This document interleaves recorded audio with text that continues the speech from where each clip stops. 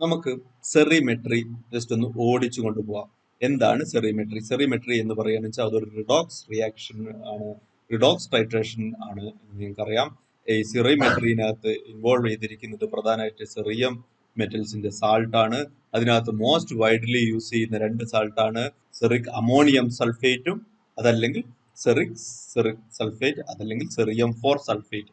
ഇത് രണ്ടുമാണ് ഉപയോഗിക്കുന്ന മോസ്റ്റ് വൈഡ്ലി യൂസ്ഡ് സാൾട്ട്. അതല്ലെങ്കിൽ ഏറ്റവും ഹയസ്റ്റ് ആയിട്ട് ഏറ്റവും കൂടുതൽ വൈഡ്ലി ആൾക്കാർ പ്രിഫർ ചെയ്യുന്ന സാൾട്ട് സെറിക് അമോണിയം സൾഫേറ്റ് ആണ്. ഇവിടെ റീസൺ എന്താണെന്ന് വെച്ചിട്ടുണ്ടെങ്കിൽ ceric ammonium sulphate more water soluble ആണ് than ceric sulphate or cerium sulphate. അപ്പം സെറിയം 4 സൾഫേറ്റ് എന്താണ് കാര്യം എന്ന് വെച്ചിട്ടുണ്ടെങ്കിൽ ഇവിടെ നമ്മൾക്ക് 4 അമോണിയ ഗ്രൂപ്പും കൂടി ഉള്ളത് കൊണ്ട് ഇതിന്റെ വാട്ടർ സോലുബിലിറ്റി വളരെ എൻഹാൻസ്ഡ് വാട്ടർ സോലുബിലിറ്റി ആണുള്ളത്. അതുകൊണ്ട് ഇത് ഹീറ്റ് ചെയ്യാൻ നിൽക്കേണ്ട കാര്യമില്ല.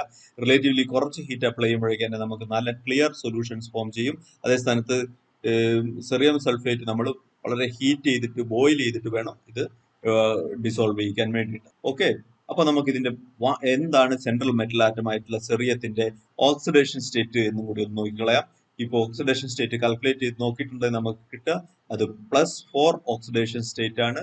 രണ്ട് കേസിലും ഈ +4 ഓക്സിഡേഷൻ സ്റ്റേറ്റ് വരുന്ന സെറിക് ഫോമിലുള്ള സെറിക് അമോണിയം സൾഫേറ്റ് ഒരു ഇലക്ട്രോണിനെ ആക്സെപ്റ്റ് ചെയ്തിട്ട് അത് അതിന്റെ സെറസ് ഫോമിലേക്ക് കൺവേർട്ട് ആവുന്നു. ഇതാണ് ബേസിക് റിയാക്ഷൻ ഏത് സെറിമെട്രിയിലും സംഭവിക്കുന്നത്. ഇതൊരു സെറിക് അമോണിയം സൾഫേറ്റ് അല്ലെങ്കിൽ സെറിയം സൾഫേറ്റ് ഇതൊക്കെ ഓക്സിഡൈസിങ് ഏജന്റ് ആണ്. ഇത് സെറിക് ഫോമിൽ നിന്നും സെറസ് ഫോമിലേക്ക് കൺവേർട്ട് ചെയ്യാണ് ഒരു ഇലക്ട്രോൺ ആക്സെപ്റ്റ് ചെയ്തിട്ട്. So this is a very strong oxidising agent. ഇത് അതുകൊണ്ട് similar to other oxidising agent ഇതിന് ഒരുപാട് അഡ്വാൻറ്റേജസ് ഉണ്ട്. എന്തൊക്കെയാണ് അഡ്വാൻറ്റേജസ്, എങ്ങനെയാണ് ഈ ടൈട്രേഷൻ ചെയ്യുക എന്നുള്ളത് നമുക്കൊന്ന് ഓടിച്ചും കൊണ്ട് കാണാം. ഈ സെറിക് സൾഫേറ്റ് അല്ലെങ്കിൽ സെറിയം 4 സൾഫേറ്റ് എന്ന് പറയുന്നത് നമ്മൾ പറഞ്ഞു ഒരു പവർഫുൾ ഓക്സിഡൈസിങ് ഏജന്റ് ആണ് എന്ന് പറഞ്ഞു. അത് മാത്രമല്ല അതിന്റെ റിഡക്ഷൻ പൊട്ടൻഷ്യൽ നമ്മൾ സൾഫ്യൂരിക് ആസിഡിൽ എടുത്ത് നോക്കിയിട്ടുണ്ടെങ്കിൽ അത് 1.43 വോൾട്ട് ആണ്. അത് മാത്രമല്ല ഇത് നമ്മൾക്ക് യൂസ് ചെയ്യാൻ പറ്റുന്നത് വെരി സ്ട്രോങ് ആസിഡ് സൊല്യൂഷൻസിൽ മാത്രമാണ്. പിന്നെ എന്ന് പറഞ്ഞിട്ടുണ്ടെങ്കിൽ 0.5 molar or higher acid concentration ആണ് നമ്മൾ സാധാരണ പ്രിഫർ ചെയ്യുന്നത്. ഇൻ കേസ് നമ്മൾ ഈ കോമ്പൗണ്ടിനെ ന്യൂട്രൽ സൊല്യൂഷൻസിൽ ഉപയോഗിക്കുകയാണെന്ന് വെച്ചിട്ടുണ്ടെങ്കിൽ ഈ സെറിയം സൾട്ടിന് നോട്ട് സ്റ്റേബിൾ ആണ്. റീസൺ എന്താണെന്ന് വെച്ചിട്ടുണ്ടെങ്കിൽ അത് സെറിയം ഹൈഡ്രോക്സൈഡ് ആയിട്ട് പ്രസിപ്പിറ്റേറ്റ് ചെയ്യും. സെറിയം ഹൈഡ്രോക്സൈഡ് ആയിട്ട് അത് റിയാക്ഷൻ മിക്സറിൽ പ്രസിപ്പിറ്റേറ്റ് ചെയ്യും. അതുകൊണ്ട് നമ്മൾ ഓൾവേസ് നമ്മൾ പ്രിഫർ ചെയ്യുന്നത് ആസിഡ് സൊല്യൂഷൻസിൽ മാത്രമാണ് ഈ ടൈട്രേഷൻസ് ചെയ്യേണ്ടത്. അത് ഇത് ബേസിക് മീഡിയത്തിലും ന്യൂട്രൽ സൊല്യൂഷൻസിലും ഇത് സെറിയം ഹൈഡ്രോക്സൈഡ് ആയും കൊണ്ട് ഈ കോമ്പൗണ്ട് പ്രസിപ്പിറ്റേറ്റ് ചെയ്യപ്പെടും. അതുകൊണ്ട് ഇത് എപ്പോഴും ആസിഡ് സൊല്യൂഷൻസിൽ വേണം ഇത് റിയാക്ട് ചെയ്യാൻ. പിന്നെ എന്ന് പറഞ്ഞിട്ടുണ്ടെങ്കിൽ ഈ സെറിയം സൾഫേറ്റിന് വേറൊരു പ്രത്യേകതയുണ്ട്. ഇതൊരു സെൽഫ് ഇൻഡിക്കേറ്റർ ആണ്. കാരണം എന്താണെന്ന് വെച്ചാൽ ഇത് highly intensely yellow in colour ആണ്. അതുകൊണ്ട് ഇത് ഒരു സെൽഫ് ഇൻഡിക്കേറ്റർ ആയിട്ടും ആക്ട് ചെയ്യും. അതുകൊണ്ട് നമുക്ക് ഇതിന്റെ അഡ്വാൻറ്റേജസ് എന്തെല്ലാമാണ് വൺ ബൈ വൺ പോയി നോക്കാം. സെറിക് അമോണിയം സൾഫേറ്റിന്റെയോ അതല്ലെങ്കിൽ സെറിയം സൾഫേറ്റിന്റെയോ അഡ്വാൻറ്റേജസ് എന്തെല്ലാം. ഇത് റിമാർക്കബിളി സ്റ്റേബിൾ ആണ് for a long period of time. നമുക്കിത് സൊല്യൂഷൻ ഉണ്ടാക്കിയിട്ട് ഈവൻ ഫോർ മന്ത്സ് നമുക്കിത് യൂസ് ചെയ്യാൻ പറ്റും. പിന്നെ എന്ന് പറയുകയാണെന്ന് വെച്ചിട്ടുണ്ടെങ്കിൽ ഇതിനെ ലൈറ്റിൽ നിന്നും പ്രൊട്ടക്ട് ചെയ്യേണ്ട കാര്യമില്ല. ഇതിന് ഫോട്ടോ ഡിഗ്രഡേഷൻ തീരെ ഇല്ലാത്തൊരു കോമ്പൗണ്ട് ആണ്. പിന്നെ വേറൊരു അഡ്വാൻറ്റേജ് എന്താണെന്ന് വെച്ചിട്ടുണ്ടെങ്കിൽ ഈവൻ ആഫ്റ്റർ ബോയിലിംഗ് ഈ സ്ട്രോങ് ഓക്സിഡൈസിങ് ഏജന്റ് ആയിട്ടുള്ള സെറിയം സൾഫേറ്റ് വളരെ സ്റ്റേബിൾ ആയി തന്നെ നിൽക്കുന്നുണ്ട്. പിന്നെ വേറൊരു അഡ്വാൻറ്റേജ് ഈ അഡ്വാൻറ്റേജസ് എല്ലാം തന്നെ നോക്കുകയാണെന്ന് വെച്ചിട്ടുണ്ടെങ്കിൽ അത് പെർമാംഗനോമെട്രിയുടെ സൊല്യൂഷൻസിന്റെ മുകളിൽ നിൽക്കും ഈ സാധനങ്ങൾ.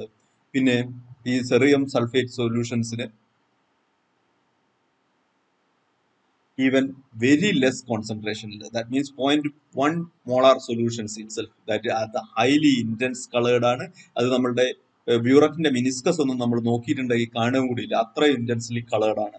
അതുകൊണ്ട് തന്നെ ഈ കോമ്പൗണ്ടിനെ ഞാൻ പറഞ്ഞ പോലെ തന്നെ ഇതിനെ ഒരു സെൽഫ് ഇൻഡിക്കേറ്റർ ആയിട്ട് യൂസ് ചെയ്യാൻ പറ്റും. എന്നാൽ എല്ലാ റിയാക്ഷൻസിലും ഇത് സെൽഫ് ഇൻഡിക്കേറ്റർ ആയിട്ട് നമുക്ക് ഉപയോഗിക്കാനും പറ്റില്ല കേട്ടോ. അതുകൊണ്ട് പിന്നെ ഈ എന്താണ് ബേസിക് റിയാക്ഷൻ സംഭവിക്കുന്നത് ഇവിടെ എന്ന് നമ്മൾ ഓൾറെഡി ഡിസ്കസ് ചെയ്ത് കഴിഞ്ഞു. ഈ സെറിക് 4 1 ഇലക്ട്രോൺ ആക്സെപ്റ്റ് ചെയ്തിട്ട് അത് സെറസ് ഫോമിലേക്ക് കൺവേർട്ട് ചെയ്യുന്നതാണ് ബേസിക് റിയാക്ഷൻ പ്രിൻസിപ്പിൾ ഹിയർ. അപ്പം ഇത് ഒരു 1 ഇലക്ട്രോൺ ഓക്സിഡേഷൻ പ്രോസസ് ആണ് എന്ന് നമുക്ക് മനസ്സിലായി. പ്രീവിയസ്ലി നമ്മൾ കണ്ട പെർമാംഗനോമെട്രിയിലായിക്കോട്ടെ ഡൈക്രോമെട്രിയിലായിക്കോട്ടെ അതെല്ലാം മോർ ദാൻ 1 ഇലക്ട്രോൺ ഓക്സിഡേഷൻ ആണ്. അത് പെർമാംഗനോമെട്രിന്റെ കേസിലാണെന്ന് വെച്ചിട്ടുണ്ടെങ്കിൽ പെർമാംഗനേറ്റിന് ആസിഡ് മീഡിയത്തിനും ബേസിക് മീഡിയത്തിനും അനുസരിച്ച് അതിന്റെ ഓക്സിഡേഷൻ സ്റ്റേറ്റിൽ വ്യത്യാസമുണ്ട് എന്ന് നമ്മൾ കണ്ടു കഴിഞ്ഞു. അപ്പം അതിനെല്ലാം കമ്പയർ ചെയ്ത് വെച്ച് നോക്കുമ്പോൾ ഇത് വളരെ സിമ്പിൾ റിയാക്ഷൻ ആണ്, വളരെ ഈസിയാണ് നമുക്ക് കാൽക്കുലേറ്റ് ചെയ്യാൻ, because it is 1 electron oxidation. അപ്പം നമുക്ക് കാൽക്കുലേഷൻ പാർട്ടിലും ഇത് വളരെ അഡ്വാൻറ്റേജസ് ആണ്. അതേപോലെ തന്നെ സെവറൽ അൺവാണ്ടഡ് റിഡക്ഷൻ പ്രൊഡക്ട്സ് നമുക്ക് ഇവിടെ കിട്ടില്ല. ഒരു റിയാക്ഷൻ ചെയ്യുന്ന സമയത്ത് ടോട്ടൽ അൺവാണ്ടഡ് ആയിട്ടുള്ള ഒരുപാട് റിയാക്ഷൻ പ്രൊഡക്ട്സ് ഒന്നും ഇവിടെ വരില്ല. കാര്യം ഇത് വെരി സിമ്പിൾ റിയാക്ഷൻ ആണ് 1 ഇലക്ട്രോൺ ഓക്സിഡേഷൻ. പിന്നെ എന്ന് പറഞ്ഞിട്ടുണ്ടെങ്കിൽ വേറൊരു പ്രത്യേക പോയിന്റ് നമ്മൾ ഇവിടെ ശ്രദ്ധിക്കേണ്ടത് എന്താണെന്ന് വെച്ചിട്ടുണ്ടെങ്കിൽ HCl നമുക്ക് ഇവിടെ ഉപയോഗിക്കാൻ പറ്റൂല. HCl യൂസ് ചെയ്യാണെന്ന് ഇത് ബോയിൽ ചെയ്യാൻ നിന്നിട്ടുണ്ടെങ്കിൽ അപ്പം ക്ലോറിൻ ഗ്യാസ് അതിനകത്ത് നിന്ന് ലിബറേറ്റ് ചെയ്യും. ഈ ക്ലോറൈഡ് സെറിക് സാൾട്ടുമായിട്ട് റിയാക്ട് ചെയ്തിട്ട് അത് സെറസ് ഫോം ആവും, കൂട്ടത്തിൽ ക്ലോറിനായിട്ട് ഫോം ചെയ്യുകയും ചെയ്യും. അതുകൊണ്ട് ഇത് HCl വെച്ചും കൊണ്ട് ബോയിൽ ചെയ്യുന്ന സമയത്ത് ഹൈലി അൺസ്റ്റേബിൾ ആണ്. ക്ലോറിൻ ഗ്യാസ് ലിബറേറ്റ് ചെയ്തുകൊണ്ടിരിക്കും, കോമ്പൗണ്ടിന്റെ സ്ട്രെങ്ത് കുറയുകയും ചെയ്യും. അതുകൊണ്ട് HCl അത്ര പ്രിഫർ ചെയ്യുന്നില്ല നമ്മൾ സെറിമെട്രിനകത്ത്. പിന്നെ ഇവിടെ നമ്മൾ ഉപയോഗിക്കുന്നത് എന്ന് പറഞ്ഞിട്ടുണ്ടെങ്കിൽ എങ്ങനെയാണ് ടൈട്രേഷൻ ചെയ്യുന്നത്? Standard ceric four sulphate solution H2SO4 prepare ചെയ്തിട്ട് അതാണ് നമ്മൾ ടൈട്രേറ്റ് ചെയ്യുന്നത്. അത് എന്ന് പറയുന്നത് ഇവിടെ അസിഡിക് മീഡിയത്തിലേക്കാണ് ടൈട്രേറ്റ് ചെയ്യുന്നത്. ഇത് ഒരു സെൽഫ് ഇൻഡിക്കേറ്റർ ആണെന്ന് ഞാൻ പറഞ്ഞു. എന്നാൽ എല്ലാ കേസസിലും സെൽഫ് ഇൻഡിക്കേറ്റർ വർക്ക് ചെയ്യില്ല എന്ന് ഞാൻ പറഞ്ഞു. അപ്പം അങ്ങനത്തെ വർക്ക് ചെയ്യാത്ത കേസസിലോ അതല്ലെങ്കിൽ നമുക്ക് സ്പെസിഫിക് കേസസിലോ അതർ റിഡോക്സ് ഇൻഡിക്കേറ്റേഴ്സ് ആയിട്ടുള്ള ഫെറോയിനോ അതല്ലെങ്കിൽ ഡൈമീഥൈൽ ഫെറോയിനോ എന്തെങ്കിലും യൂസ് ചെയ്യാൻ പറ്റും. പിന്നെ ഫിനൈൽ ആന്ത്രാലിനിക് ആസിഡിന് നമുക്ക് ഒരു റിഡോക്സ് ഇൻഡിക്കേറ്റർ ആയിട്ട് ഇവിടെ യൂസ് ചെയ്യാൻ പറ്റും. ഇതാണ് ബേസിക് റിയാക്ഷൻ. എന്തൊക്കെയാണ് നമുക്ക് സെറിയം സൾഫേറ്റ് സൊല്യൂഷനെ പറ്റി ഓർമ്മിക്കേണ്ടത് എന്ന് വെച്ചിട്ടുണ്ടെങ്കിൽ ഈ കോമ്പൗണ്ട് ഒരു സെക്കൻഡറി സ്റ്റാൻഡേർഡ് ആണ് എന്ന് ഞാൻ പറഞ്ഞു കഴിഞ്ഞു. അപ്പം ഇത് സ്റ്റാൻഡർഡൈസ് ചെയ്യാൻ വേണ്ടിയിട്ട് നമുക്കൊരു പ്രൈമറി സ്റ്റാൻഡേർഡോ അതല്ലെങ്കിൽ വേറൊരു സൊല്യൂഷന്റെ ഹെൽപ്പ് വേണം ഇതിനെ സ്റ്റാൻഡർഡൈസ് ചെയ്യാൻ വേണ്ടി എന്ന് ഓർമ്മിക്കണം. Because this is a secondary standard compound. പിന്നെ എന്ന് പറയുകയാണെന്ന് വെച്ചിട്ടുണ്ടെങ്കിൽ ഈ കോമ്പൗണ്ടിന് എക്സ്ട്രീംലി സ്റ്റേബിൾ ആണ്. സൾഫ്യൂരിക് ആസിഡിന്റെ പ്രസൻസിൽ HClന്റെ പ്രസൻസിൽ ഇത് സ്റ്റേബിൾ അല്ല എന്ന് ഞാൻ പറഞ്ഞു. അപ്പൊ നമ്മൾ എപ്പോഴും സെറിക് അമോണിയം സൾഫേറ്റ് നമ്മൾ ഉണ്ടാക്കുക, അതല്ലെങ്കിൽ സെറിക് സൾഫേറ്റ് സൊല്യൂഷൻസ് നമ്മൾ ഉണ്ടാക്കുന്നത് സൾഫ്യൂരിക് ആസിഡിന്റെ പ്രസൻസിലായിരിക്കണം. അത് റിമാർക്കബിളി സ്റ്റേബിൾ ആണ് ഈവൻ ഫോർ മന്ത്സ്. നമുക്ക് സെയിം സ്ട്രെങ്ത് സൊല്യൂഷൻ യൂസ് ചെയ്യാൻ പറ്റും. അൺലെസ് അതർവൈസ് അത് പ്രോപ്പർലി കീപ്പ് ചെയ്തിട്ടില്ലെങ്കിൽ, കാരണം സോൾവെന്റ് ഇവാപ്പറേറ്റ് ചെയ്തു വാട്ടർ ഇവാപ്പറേറ്റ് ചെയ്ത് പോകുകയാണെങ്കിൽ അതിന്റെ സ്ട്രെങ്ത് ചേഞ്ച് ചെയ്യും. അത് നല്ലോണം so they have to store properly. If you are storing that properly, then we can use that for even months. പിന്നെ എന്ന് പറയുകയാണെന്ന് വെച്ചിട്ടുണ്ടെങ്കിൽ എന്താണ് IP സ്റ്റാൻഡർഡൈസേഷൻ പ്രൊസീജിയർ എന്നൊന്ന് നോക്കാം. എങ്ങനെയാണ് IP as per IP 2007 ceric ammonium സൾഫേറ്റിനെ എങ്ങനെയാണ് സ്റ്റാൻഡർഡൈസ് ചെയ്യുന്നതെന്ന്. അത് 0.1 molar solution ceric ammonium sulphate standardisation ആണ് ഞാനിവിടെ പറയാൻ പോകുന്നത്. ആദ്യം നമുക്ക് അതിന് സ്റ്റാൻഡർഡൈസേഷൻ പറയുന്നതിന് മുന്നേ എങ്ങനെയാണ് അതിന്റെ പ്രിപ്പറേഷൻ നോക്കാം. ആദ്യം നമുക്ക് 65 gram of ceric ammonium sulphate വേ ചെയ്തിട്ട് അതിനെ ഹീറ്റ് ചെയ്തും കൊണ്ട് വേണം നമ്മൾ ഡിസോൾവ് ചെയ്യാൻ. അത് സിമ്പിൾ ആയിട്ട് ഹീറ്റ് ഡിസോൾവ് ചെയ്യാന്ന് വെച്ചാൽ ഡിസോൾവ് ആവില്ല. അതിന് ഡിസോൾവ് ആവാൻ വേണ്ടി നമ്മൾ 30 ml സൾഫ്യൂരിക് ആസിഡും 500 ml വാട്ടറിലേക്കാണ് അത് ആഡ് ചെയ്യുന്നത്. ആ സമയത്ത് സ്ലൈറ്റ്ലി അത് ഹീറ്റ് ചെയ്ത് കൊടുത്ത് ജെന്റിൽ ഹീറ്റ് ചെയ്ത് കൊടുത്താൽ മാത്രമാണ് ഈ കോമ്പൗണ്ട് ഡിസോൾവ് ആവുള്ളൂ. ഇത് ഞാൻ പറയുന്നത് സെറിക് അമോണിയം സൾഫേറ്റിന്റെ കേസാണ്. സെറിക് സൾഫേറ്റിന്റെ കേസ് ആണെന്ന് വെച്ചിട്ടുണ്ടെങ്കിൽ നമ്മൾ ഈവൻ മോർ ഹീറ്റ് അപ്ലൈ ചെയ്ത് കഴിഞ്ഞാൽ മാത്രമാണ് അത് ക്ലിയർ ആയിട്ട് സോല്യൂബിൾ ആവുള്ളൂ. ഇൻ കേസ് ഈ കോമ്പൗണ്ടിൽ എന്തെങ്കിലും ടർബിഡ് ആയിട്ട് അപ്പിയർ ചെയ്യുകയാണെന്ന് വെച്ചിട്ടുണ്ടെങ്കിൽ നമ്മൾ ആ സൊല്യൂഷനെ ജസ്റ്റ് ഫിൽട്ടർ ചെയ്ത് ഒഴിവാക്കണം. പിന്നെ നമ്മൾ അതിനെ മേക്കപ്പ് ചെയ്യുന്നു 1000 ml അല്ലെങ്കിൽ 1 ലിറ്റർ ആയി കൊണ്ട് മേക്കപ്പ് ചെയ്യുന്നു. അങ്ങനെയാണ് ഈ സൊല്യൂഷൻ പ്രിപ്പയർ ചെയ്യുന്നത്. പിന്നെ ഇതിന്റെ സ്റ്റാൻഡർഡൈസേഷൻ എന്ന് പറയുകയാണെന്ന് വെച്ചിട്ടുണ്ടെങ്കിൽ നമ്മൾ ആക്യുറേറ്റ്ലി ആദ്യം നമ്മൾ ഇത് സ്റ്റാൻഡർഡൈസ് ചെയ്യുന്നത് എന്ന് വെച്ചിട്ടുണ്ടെങ്കിൽ ആർസനിക് ട്രയോക്സൈഡ് വെച്ചും കൊണ്ടാണ്. അതിന് വേണ്ടിയിട്ട് നമ്മൾ ആദ്യം ആക്യുറേറ്റ്ലി 0.2 ഗ്രാം ആർസനിക് ട്രയോക്സൈഡ് വേ ചെയ്തെടുക്കുന്നു. അത് പ്രയർലി ഡ്രൈഡ് ആയിരിക്കണം. Dried at 105 degree Celsius four 1 hour നമ്മൾ ഡ്രൈ ചെയ്തതിന് ശേഷമാണ് ഈ ആർസനിക് ട്രയോക്സൈഡ് വേ ചെയ്തെടുക്കുന്നത്. പിന്നെ അത് 500 ml കോണിക്കൽ ഫ്ലാസ്കിലേക്ക് ട്രാൻസ്ഫർ ചെയ്യുന്നു. പിന്നെ അത് ഡിസോൾവ് ചെയ്യാൻ വേണ്ടിയിട്ട് നമ്മൾ സോഡിയം ഹൈഡ്രോക്സൈഡിന്റെ പ്രസൻസിലാണ് ഡിസോൾവ് ചെയ്യുന്നത്. ഈ ഡിസോൾവ് ചെയ്യുന്നത് 25 ml of 8% weight by volume sodium ഹൈഡ്രോക്സൈഡിലേക്ക് ഡിസോൾവ് ചെയ്യുന്നു. അത് ഡിസോൾവ് ചെയ്യുന്ന സമയത്ത് ഡിസോൾവ് ചെയ്യുക മാത്രമല്ല സംഭവിക്കുന്നത്, ആർസനിക് ട്രയോക്സൈഡിനെ സോഡിയം ആർസനേറ്റ് ആയിട്ട് കൺവേർട്ട് ചെയ്യുകയും കൂടി ചെയ്യുന്നുണ്ട് ആ റിയാക്ഷൻ്റെ അകത്ത്.